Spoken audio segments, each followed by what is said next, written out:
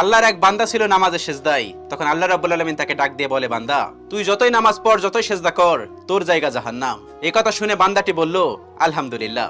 আল্লাহ তখন বলে, এই বান্দা, জাহান্নামের কথা শুনে কেউ আলহামদুলিল্লাহ কয়? বান্দা তখন বলে, আল্লাহ, জাহান্নামের মালিকও তুমি, জান্নাতের মালিকও তুমি। তুমি আল্লাহ খুশি হয়ে যদি আমাকে জাহান্নামও দাও, তাও আমার আপত্তি করার কোনো অধিকার নেই।